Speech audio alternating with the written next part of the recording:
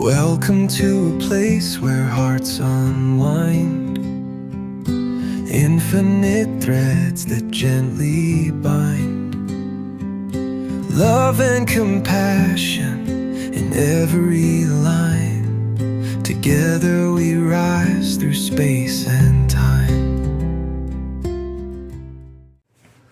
Welcome back to Infinite Threads. I'm your host, Bob. In the last episode, we talked about how peace can feel unnatural, how the quiet can feel suspicious when we've lived in noise for a long time, how stepping out of constant activation can feel like losing something even when what we're losing is tension.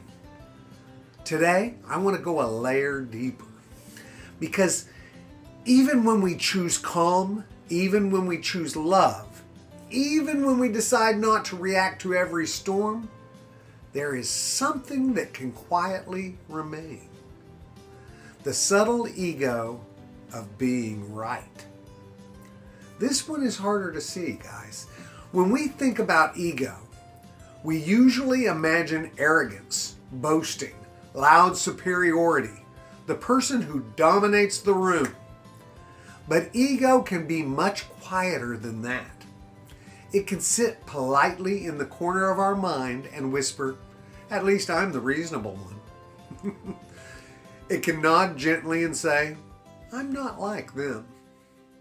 It can cloak itself in morality and tell us, "I'm standing for truth." And here's the part that makes this tricky. Sometimes we are standing for truth.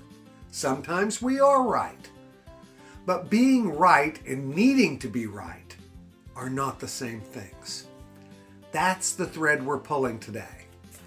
There's a rush that comes with being correct, a small internal tightening, a sense of elevation. Even if we never say it out loud, there can be a quiet satisfaction in knowing we see something clearly while someone else does not. It feels stable. It feels grounding. But if we're honest, we're really honest, sometimes it also feels superior. And superiority is not love. The ego doesn't always want truth for the sake of clarity. Sometimes it wants truth for the sake of identity. It wants to be the wise one, the awake one, the rational one, the compassionate one, the strong one, And if we aren't careful, even our pursuit of love can become a performance of righteousness.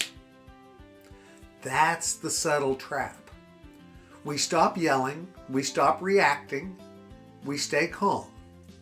But internally, we might still be narrating a story where we are the hero and someone else is the problem. That narration keeps separation alive. And Infinite Threads has always been about dissolving unnecessary separation. It's easy to spot ego when it's loud and aggressive. It's much harder to see when it's quiet and convinced of its virtue. Let me say something carefully. Truth matters. Discernment matters. Integrity matters. This isn't about pretending everything is equal or that harmful behavior doesn't exist. This is about examining what happens inside of us when we attach our identity to being the one who sees clearly. Because once identity fuses with correctness, compassion can begin to thin. You may find yourself listening less and waiting more. Waiting for the moment to correct. Waiting for the opportunity to clarify. Waiting to subtly demonstrate that you understand something the other person does not. It can feel harmless, even justified. But notice what happens to your heart in those moments. Is it open? Or is it braced? Is it curious? Or is it preparing a rebuttal? The ego of being right often hides in preparation. Preparation to explain, preparation to defend, preparation to dismantle someone else's perspective. And while explanation has its place, love rarely begins with dismantling. There is a difference between standing in truth and standing over someone with it. One is grounded, the other is elevated. And elevation, even subtle elevation, creates distance. I've had to confront this in myself more times than I'd like to admit, and I know people that will tell you that. There have been moments where I was calm on the outside, measured in tone, composed in delivery, but internally I was thinking, if they would just understand what I understand. That thought feels harmless, but embedded in it is hierarchy. I understand. They don't. And hierarchy is the opposite of the thread that says there is no them, only us. If we truly believe there is no them, then the goal isn't to win clarity over someone else. The goal is to uncover clarity together. The ego doesn't love together. The ego prefers contrast. It wants the subtle glow of comparison. And here's something even more challenging. Sometimes the ego of being right grows strongest when we've been hurt, when we've been dismissed, when we've been misunderstood, or when we've watched harm unfold. In those moments, being right feels protective. It feels like armor. If I'm correct, I'm safe. If I'm correct, I'm justified. If I'm correct, I can't be invalidated. But love is not built on invulnerability.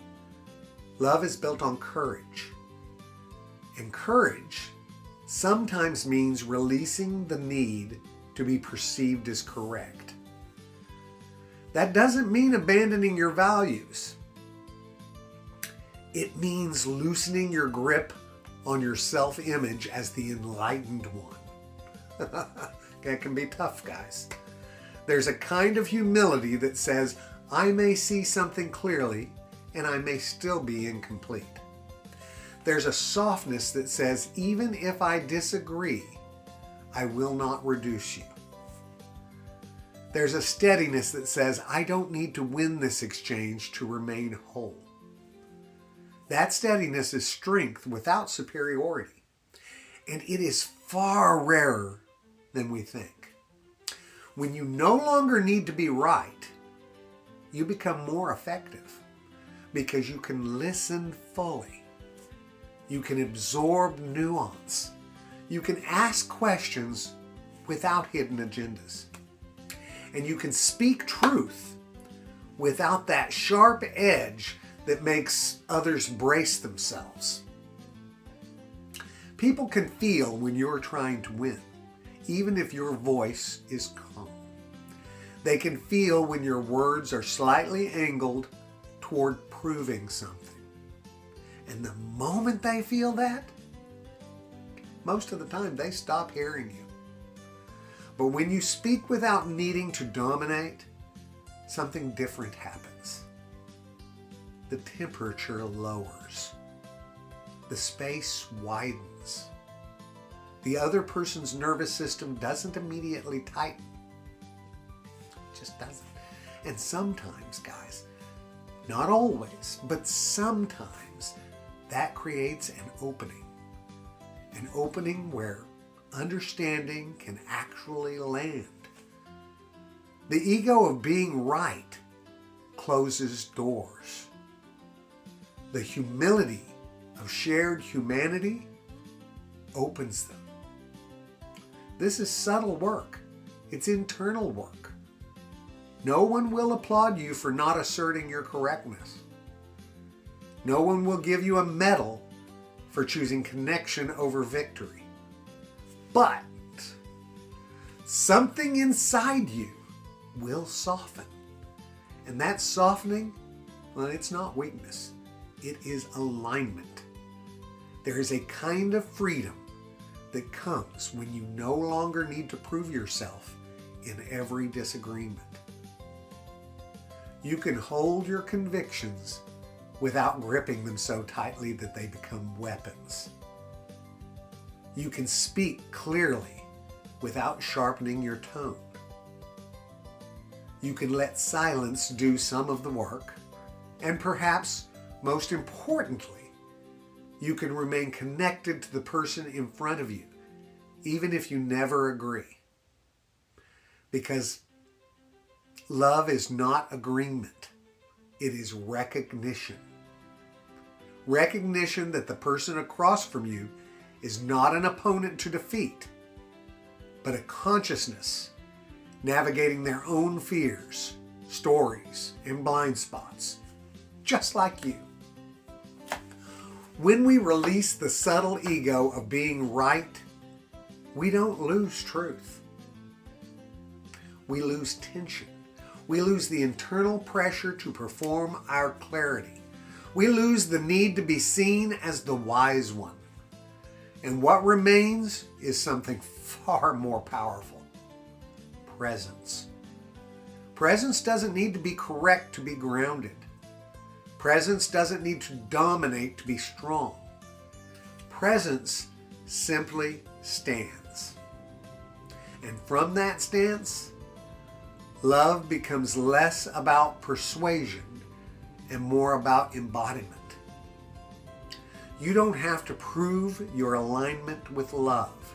You live it. And sometimes living it means letting go of the last word, even when you could deliver it perfectly, especially then. That's a hard practice. It just is. But it's a liberating one. Because when the need to be right dissolves, something beautiful rises in its place. It's called humility. And humility is fertile ground for transformation. Not just in others, in you. I am grateful you're willing to look at these subtle layers with me. It's not comfortable work, but it's honest work. And honesty, guys, honesty is where the strongest threads are woven. I'll see you in the next one, okay? I love you all very, very, very much. And you know what I need you to do, right? Go out there and pass that on, okay? Later, Gators. Bye-bye.